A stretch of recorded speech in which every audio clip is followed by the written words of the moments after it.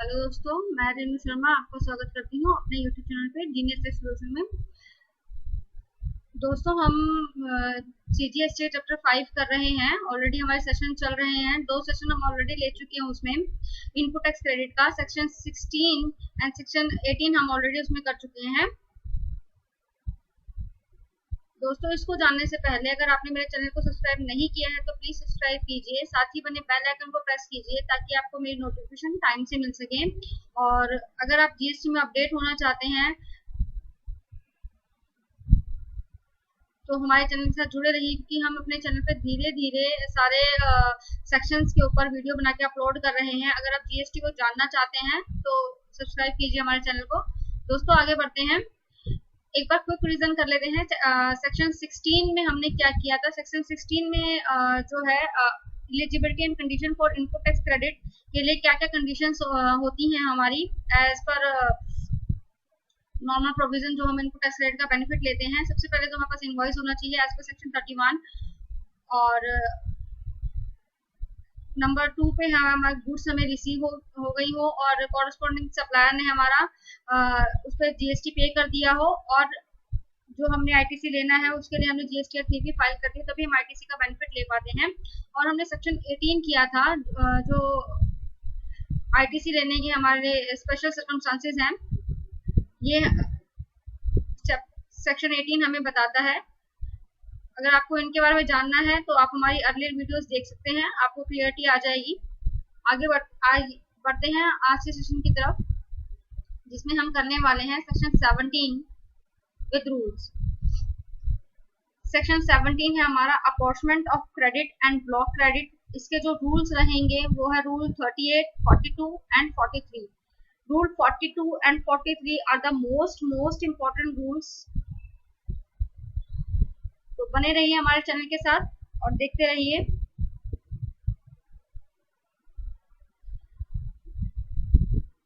Section 17 apportionment of credit and block credit. इसमें हमें अपॉर्चमेंट का मतलब क्या होता है कि हमें जो भी हमें आईटीसी मिला है उसके टुकड़े होंगे, हमें पूरा नहीं मिलेगा, अपॉर्चमेंट किया जाएगा उसका। और ब्लॉक क्रेडिट का मतलब होता है कि अगर हमने अपनी इनवर्ट पर कुछ हमने जीएसटी पे किया है तो हमें उसका आईटीसी नहीं मिलेगा, वो गवर्नमेंट ने ब्लॉक किया हुआ है, हमें 1 रुपया भी उसका आईटीसी नहीं मिलेगा। आगे बढ़ते हैं। वेयर द गुड्स और services or both are used by the registered person partly for the purpose of any business and partly for other purpose, the amount of credit shall be restricted to so much of the input tax as it attributable to the for the purpose of his business। जो registered person है वो mixed use कर रहा है अपनी supply का, वो use कर रहा है for the purpose of business और नॉन बिजनेस के लिए भी। तो गवर्नमेंट ने रिस्ट्रिक्ट किया है आईटीसी का कि जो आपने for the purpose of business के लिए जो यूज किया है आईटीसी का, उसी का ही आपको गुड्स का जो यूज किया है उसी पे आपको आईटीसी का बेनिफिट मिलेगा। नॉन बिजनेस पर्पस के लिए जो आपने यूज किया उसको आपको कोई भी आईटीसी का बेनिफिट नहीं मिलेगा। ये हमें और इसका जो आईटीसी का है वो हमें अपॉर्चमेंट करना पड़ेगा, जो कि हमें रूल 42 में बताया गया है। 42 को हम आगे देखेंगे। सेक्शन 2 में हमें बताया गया है वेयर द गुड्स और सर्विसेज और both are used by the registered person partly for effecting taxable supply including zero rate supply under this act और under the integrated goods and services tax Act and partly for effecting taxable supply under the SAD Act, and the amount of the credit shall be restricted to so much of the input tax as is attributable to the SAD taxable supplies including zero rate supply।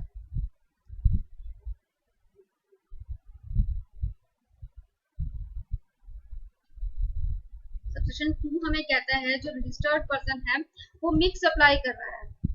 Mix supply वो taxable supply भी कर रहा है और exempt supplies भी कर रहा है। तो गवर्नमेंट ने इसमें हमें रिस्ट्रिक्ट किया है कि अगर हम एग्जाम्प्ट सप्लाई कोई कर रहे हैं तो हम उसका आईटीसी का बेनिफिट नहीं मिलेगा और टैक्सेबल सप्लाईज का ही आईटीसी मिलेगा। इसमें अगर मान लीजिए कोई एग्जाम्प्ट सप्लाई में सप्लाईज करता है और उसने उस एग्जाम्प्ट सप्लाईज को आगे एक्सपोर्ट कर दिया तो वो हमारा सेपरेटली डिस्कस किया गया है सेक्शन 18 ऑफ आईजीएसटी एक्ट। तो तो उसको उस तरीके से ट्रीट किया जाएगा। अब दोस्तों एज पर सेक्शन 17 जो एग्जाम सप्लाई है, एग्जाम सप्लाई में की डेफिनेशन हमें सेक्शन 247 में प्रिस्क्राइब्ड है।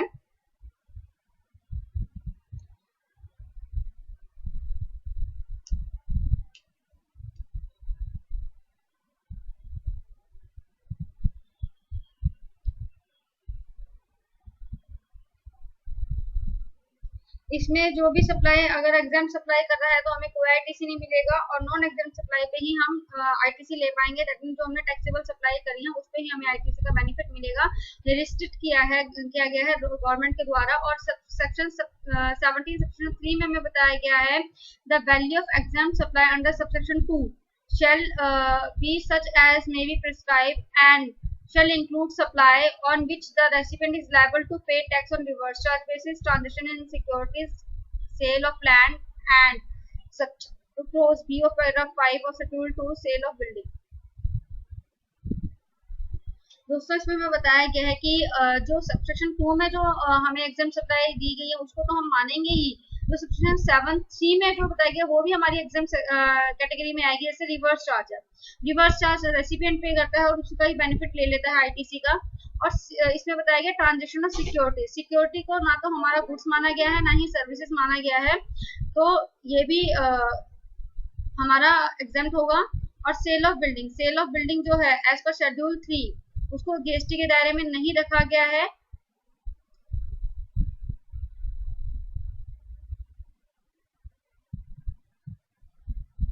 ये हमें इसमें बताया गया है।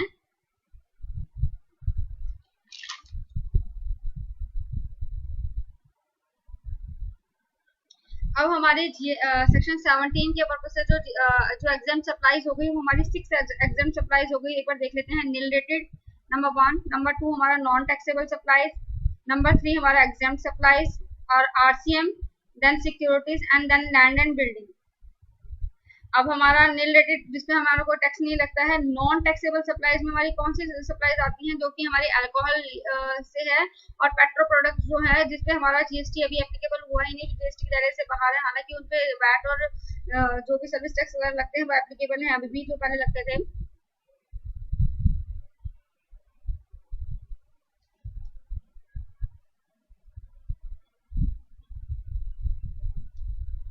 दोस्तों इसमें एक मैं आपको बात बता देती हूँ जो कि वैसे तो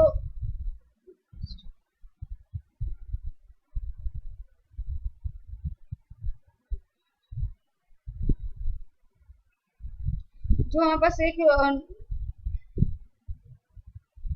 नोटिफिकेशन आई थी, नोटिफिकेशन नंबर 12/2017, जिसमें इंटरेस्ट की कमाई को हमारा एग्जाम्प्ट माना गया है। लेकिन जो एज पर सेक्शन 17(2) वो हमारी इसमें वो आईटीसी का बेनिफिट ले पाएंगे। इसमें एंट्री नंबर 27 में हमें इंटरेस्ट की कमाई के बारे में बताया गया है और एंट्री नंबर 19B के बारे में हमें बताया गया है जो ट्रांसपोर्टेशन हो रहा है एक्सपोर्ट का थ्रू वेसल, तो वो उसमें आईटीसी का बेनिफिट ले पाएगा एज पर सेक्शन 17। और आज हम जो कवर करने वाले हैं हमने देखा अभी 17, 1, 2, 3 और 4, और हम इसमें कवर करेंगे 6 में हमें मैनर प्रिस्क्राइब किए गए हैं किस तरीके से हम अपॉर्चमेंट करेंगे। अभी हम देख लेते हैं सेक्शन 17 का। हमने सेक्शन 1, 2 और 3 देखा। इसमें जो अपॉर्चमेंट होगा वो एज पर रूल 42 होगा एंड 43, ये हम पहले देख लेते हैं।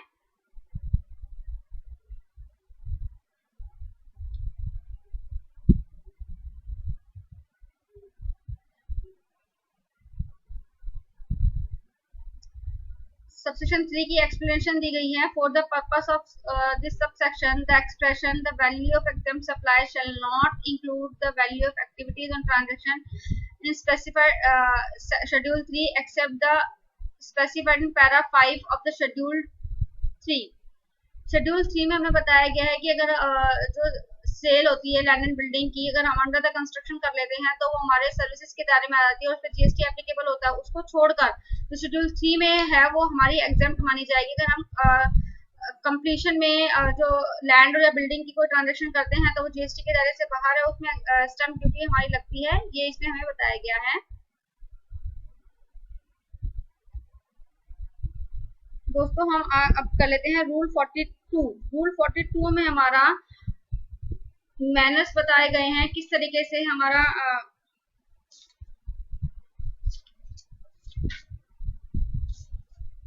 manner of determination of input tax credit in respect of inputs, input services and reversal thereof। इसमें हमें बताया गया है रूल 43 में हम केवल इनपुट्स और इनपुट सर्विसेज का अपॉर्चमेंट करना सीखेंगे किस तरीके से होता है, और रूल 43 में हमें बताया गया कैपिटल गुड्स का अपॉर्चमेंट किस तरीके से होगा। दोस्तों अगर आप रूल 42 की रीडिंग करेंगे तो उससे आपको ज्यादा क्लियरिटी नहीं आ पाएगी, इससे हम एग्जांपल के तरीके से करते हैं, फिर आप रूल को एक बार देख लीजिएगा, आपको क्लियरिटी आ जाएगी कि रूल क्या कहना चाहता है इसका।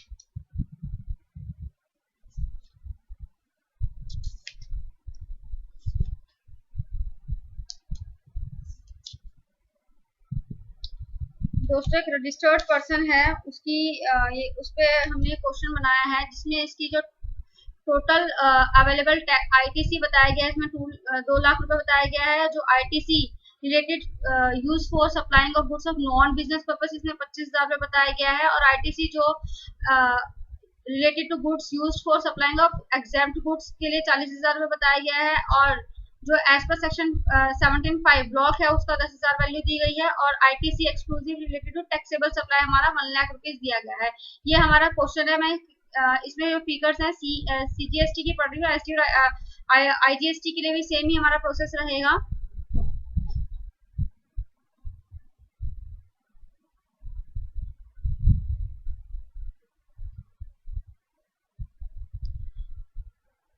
अब इसमें आगे जो बता रहा है, एबीसी प्राइवेट लिमिटेड है, a registered supplier, supplies taxable supply as well as exam supplies, and detail उसकी ITC for the available ITC for the month of August 2019 हमें ये दिया हुआ है, जिसमें टर्नओवर की डिटेल हमें दी गई है। वैल्यू ऑफ टैक्सेबल सप्लाई उसकी 30 लाख रुपए, और वैल्यू ऑफ एग्जाम सप्लाई इसकी 10 लाख रुपए दी गई है, एंड टोटल जो है 40 लाख रुपीज हमें इसका दिया गया है।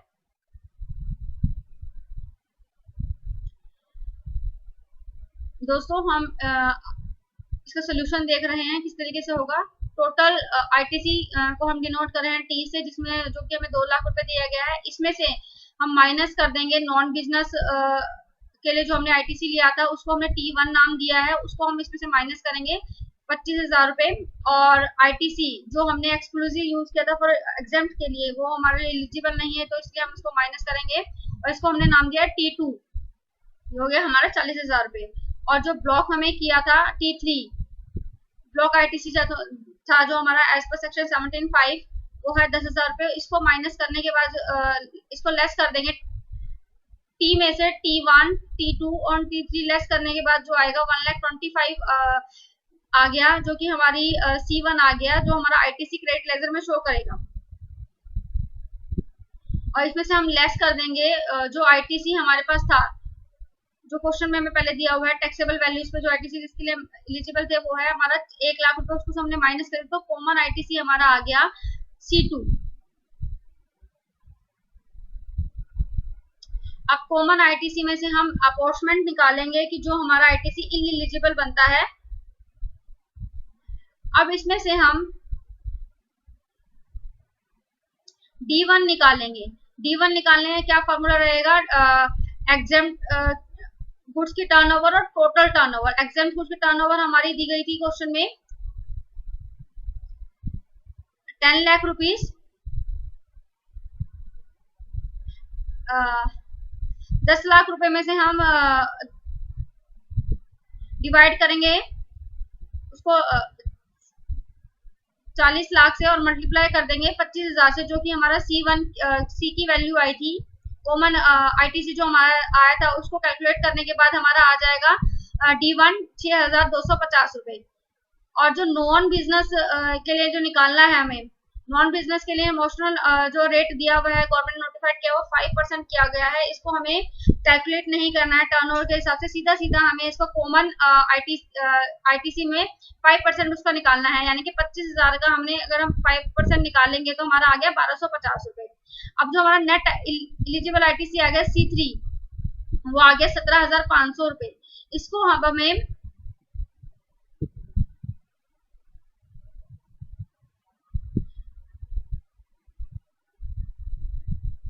अब जो नेट आईटीसी हमारा आ गया, इसमें हम 1 लाख रुपीज ऐड कर देंगे तो 1,17,500 रुपए हमारा नेट आईटीसी अवेलेबल आ गया।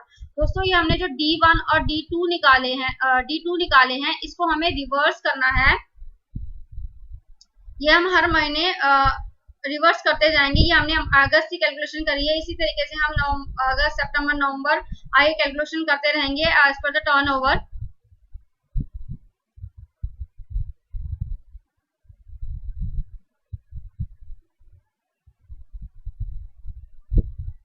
दोस्तों इसमें क्वेश्चन आता है कि अब जो हमें ये जो रिवर्स करना है D1 और D2 का जो आईटीसी हमारा एलिजिबल आईटीसी आया, इसको हम रिवर्स करेंगे। तो जो हमें रिवर्स करना है, ये हम अपनी आउटवर्ड सप्लाईज में ऐड करके दिखा दें GSTR 3B में, या फिर हम इसको रिवर्स करके दिखा दें एज पर जो GSTR 3B में आईटीसी का कॉलम आता है, उसमें जो रिवर्सल आता है एज पर रूल 42 एंड 42 उसमें से करके दिखाएं। तो ये जो आईटीसी है हमें रिवर्स करके दिखाना चाहिए। इसके पीछे एक रीजन है रिवर्स करके दिखाने का, क्योंकि जो हमें आगे हमें रिफंड लेना होता है एज पर सेक्शन 54, इसमें जो जीरो रेट का जो रिफंड लेते हैं एज पर रूल 85(4), उसमें हमें नेट आईटीसी अवेलेबल दिखाना होता है, और इनटू टर्नओवर अपॉन में जो हमारा इसका फॉर्मूला होता है adjusted टर्नओवर, क्योंकि जो वहाँ पे नेट जो फिगर आती है वो हमारी यहीं से आती है, इसीलिए हमें इसे आईटीसी में रिवर्स करके दिखाना है, ना कि हमें आउटवर्ड सप्लाईज में अपना ऐड करके दिखाना है।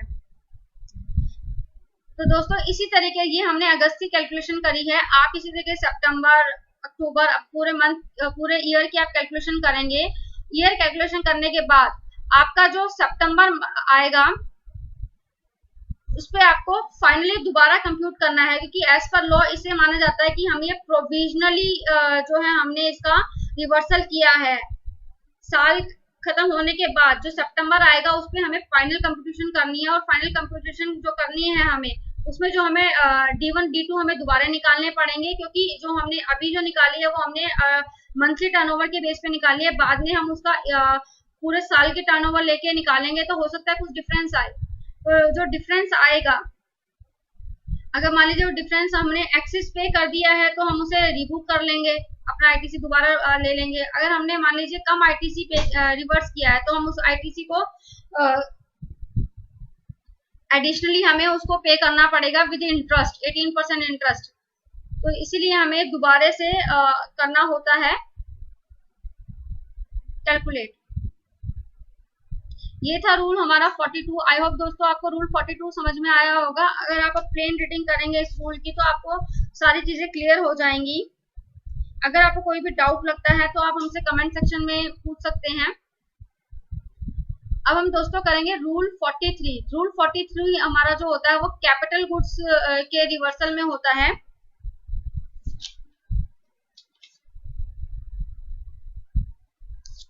Manner of determination of input tax credit in respect of capital goods and reversal thereof in certain cases.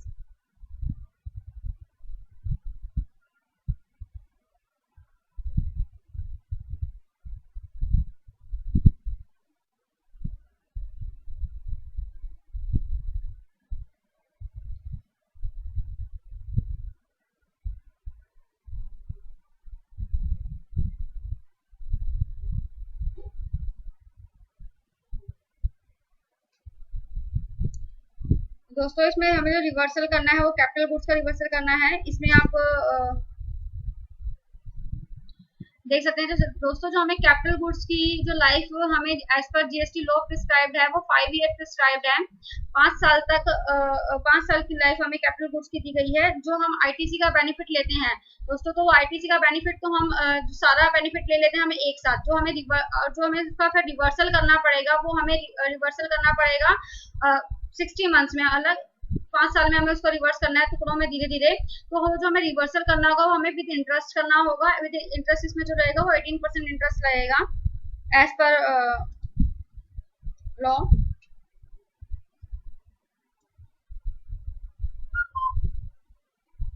आइए दोस्तों इसे एक एग्जांपल के तरीके से करते हैं। ABC Limited purchased the following capital goods in the month of August 2018 and exempt turnover is 50 lakh rupees and where the taxable turnover is 1 lakh 70 lakh, calculate the eligible ITC for the month of August। इसमें अगस्त की calculation हमें करने के लिए दी गई है।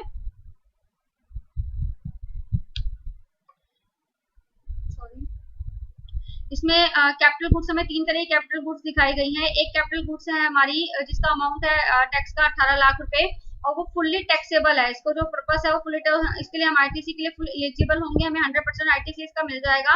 और जो बाय गुड्स हैं जिसकी जो टैक्स अमाउंट है उसका 28 लाख रुपए और जो एग्जेम्प्ट गुड्स है तो उसके लिए हमें कोई आईटीसी नहीं मिलेगा, आईटीसी का बेनिफिट हम नहीं ले पाएंगे। और जो 66 लाख रुपीज जो जेड गुड्स है वो हमारी बोथ एग्जेम्प्ट गुड्स के लिए भी और टैक्सेबल गुड्स के लिए भी, सप्लाईज के लिए भी यूज होती है। ये हमारा क्वेश्चन है कैपिटल गुड्स का। इसको एक बार कैलकुलेट करके देख लेते हैं किस तरीके से इसकी कैलकुलेशन होगी।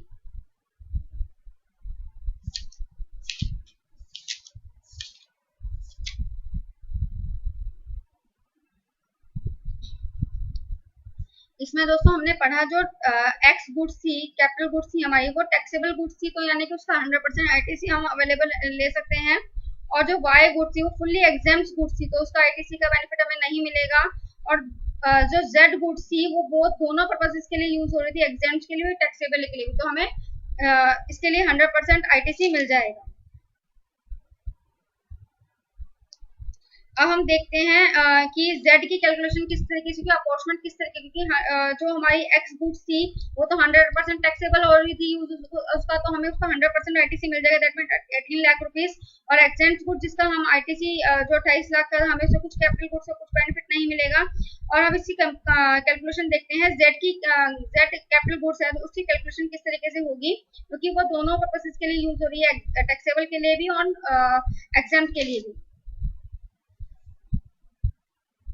पहले तो हम इसका ए निकालेंगे, अवेलेबल कितना है इसका, तो 66 लाख को हम इसका 10% निकाल लेंगे, 5% ऑफ 2 क्वार्टर, 2 क्वार्टर के पर्पज के लिए यूज हुई है, आप देख लीजिए क्वेश्चन में।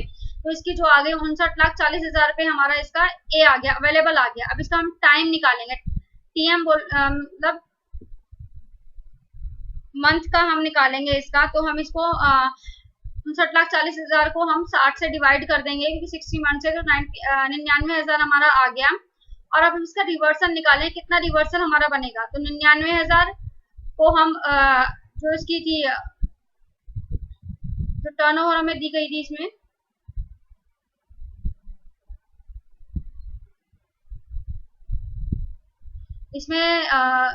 जो एग्जेम्प्ट की टर्नओवर है वो 50 लाख रुपए है, तो हम वो निकालेंगे 50 लाख अपॉन में 2,22,00,000। तो ये जो हम इसको कैलकुलेशन करेंगे तो ये हमारा आ जाएगा 22,500। ये हमारा इनएलिजिबल आईटीसी होगा, ये हमें रिवर्स करना पड़ेगा। जो टोटल क्रेडिट हो गया इसका अगस्त महीने का 18 लाख, जो 100% हम ले सकते थे, 66 लाख रुपए हमने ले लिया, इसमें से हम माइनस कर देंगे 22,500 रुपए। तो ये हमारा टोटल जो आ गया इतना 83,000 से 77,500 लाख रुपीज जो हमारा आईटीसी आ गया, जो हमें लेना है, जिसके लिए हम एलिजिबल हैं।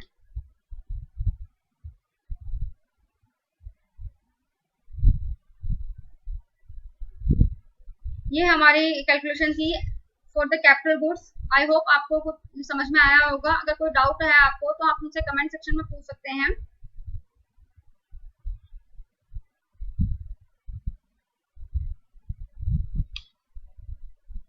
अब हमारा रह गया सेक्शन 17 का सेक्शन 4।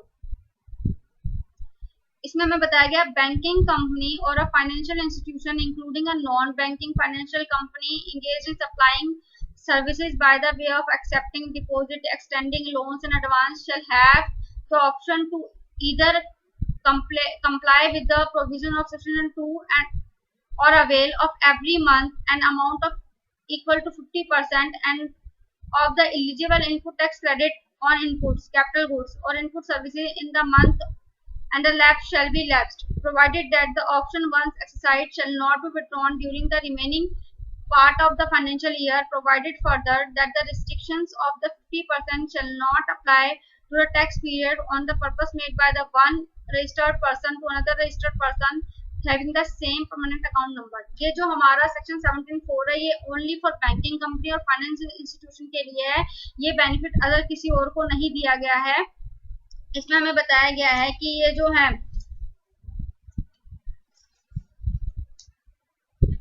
अपना कंप्यूटेशन कर सकते हैं इनपुट्स का, या तो एज पर रूल 42, लेकिन बैंकिंग इंस्टीट्यूशन कहते हैं 42 में तो बहुत ज्यादा कैलकुलेशन है जो टाइम कंज्यूमिंग है, तो हम इस प्रोसेस से नहीं जाना चाहेंगे। तो आप हमें दूसरा कुछ प्रोसेस बताइए। तो गवर्नमेंट ने इसमें एक रियायत दी है कि या तो आप एज पर रूल 42 कर लीजिए, नहीं तो आप एज पर रूल जो है आप 50% आईटीसी ले लीजिए और 50% आईटीसी को आप भूल जाइए। मतलब इसमें क्या है, इसका जो रूल है, रूल 38 हमें प्रिस्क्राइब किया गया है।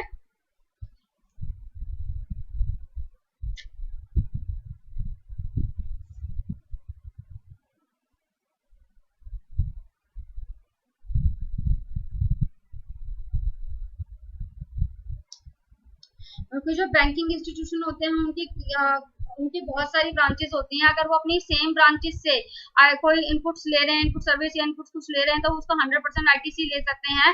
अगर वो किसी अदर पर्सन से, अदर किसी एंटिटी से कोई इनपुट्स इन्वर्ट की कोई सप्लाई लेते हैं, तो उसमें उनको 100% आईटीसी नहीं मिलेगा, वो उसमें 50% आईटीसी का बेनिफिट ही ले पाएंगे। ये इसमें बताया गया है। और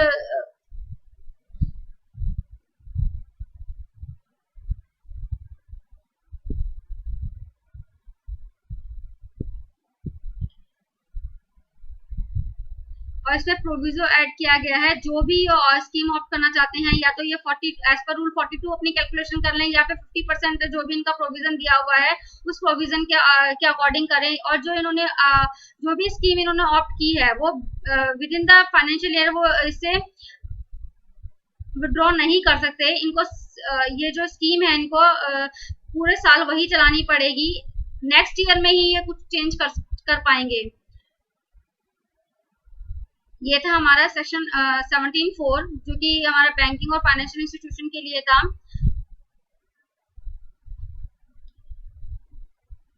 और इसका जो रूल है वो रूल हमारा 38 है। जो 38 मैंने रूल आपको बताया कि दोनों ही स्कीम जो है बैंकिंग इंस्टीट्यूशन ऑप्ट कर सकती है, या तो रूल 42 फॉलो कर ले, या फिर वो एज पर 50% आईटीसी ले ले, 50% आईटीसी को भूल जाए। यही है, दोनों ऑप्ट कर सकती है। थैंक यू फॉर वॉचिंग मी। दोस्तों, अगर आपको मेरी वीडियोस अच्छी लगी हो तो प्लीज लाइक कीजिएगा, शेयर कीजिएगा एंड सब्सक्राइब कीजिए मेरे चैनल को। Thank you for watching me.